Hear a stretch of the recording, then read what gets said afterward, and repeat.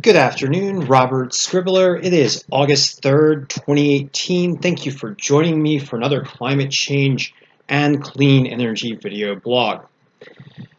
Now, for this segment, I am going to discuss yet another boneheaded, bad for the American people, terrible for the climate, horrible for the environment policy that the Trump administration is now trying to foist upon all of us, and that is a reduction in fuel efficiency standards for U.S. automakers.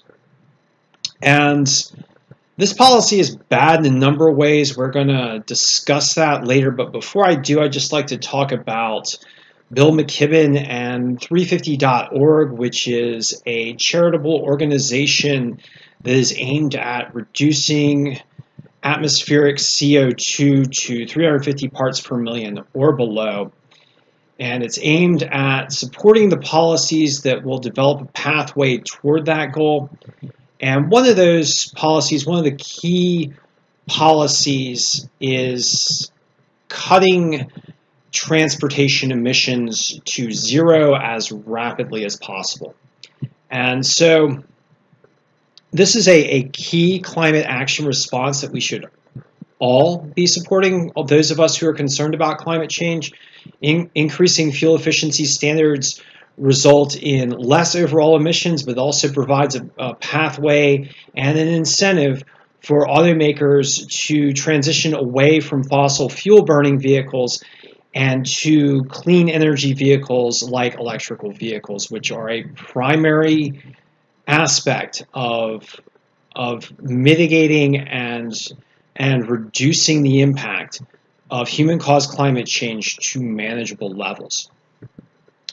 Now, while the world itself and many nations and institutions are working to shift to renewable energy, such as churches and recent, we had a recent announcement from Lehman Brothers that Lehman Brothers will divest from coal investments.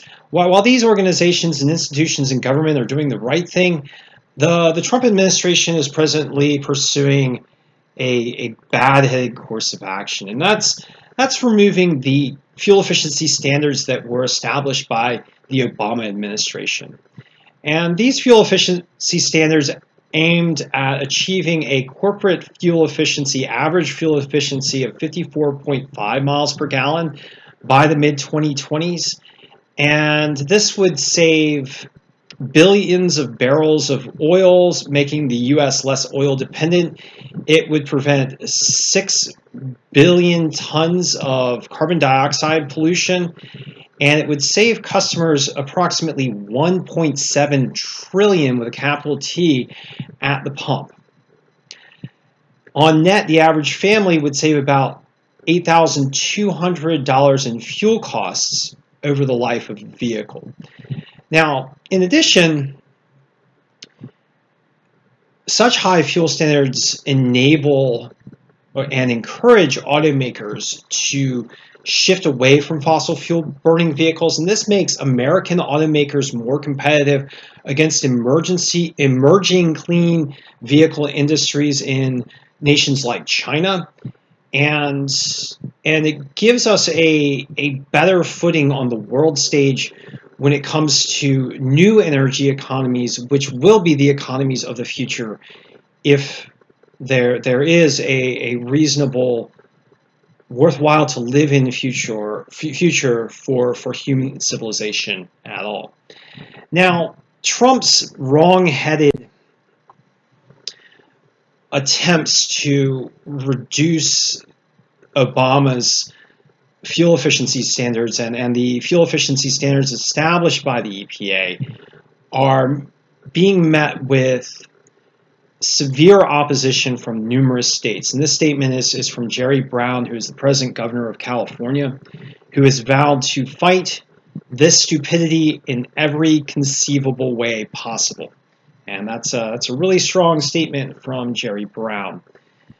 Part of the reason is that the new standards that Trump the Trump administration is proposing would force states to adhere to a federal standard and not allow states to lead the way on clean energy. And California is a major clean energy leader, not just for the U.S., but for the globe. Many of the standards that California has set have become standards for other states and other nations seeking to reduce their own carbon emissions.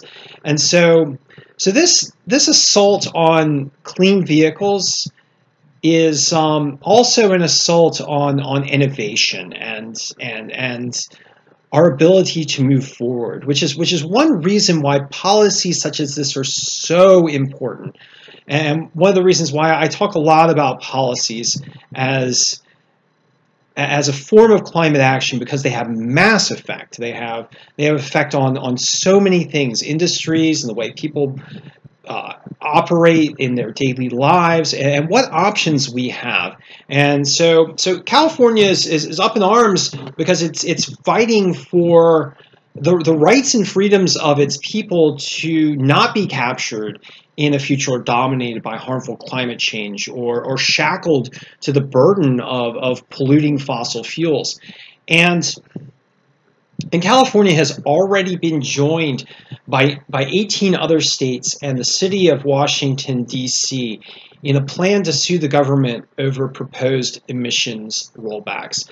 And in my own Twitter post, I said that this wrong-headed action by Trump will be the policy that launches 1,000 lawsuits, and this is just the tip of the iceberg. We can expect environmental groups, cities, other organizations to pile on, because this is just a terrible idea. It's the absolute worst idea that you could imagine when it comes to our future as a civilization and our future as Americans. And we need to stand up for values, and one of those values that we need to stand up for is a livable climate, and another is American progress in better technologies that help everybody. So something to think about. Thank you for joining me, and I'll be chatting with you soon.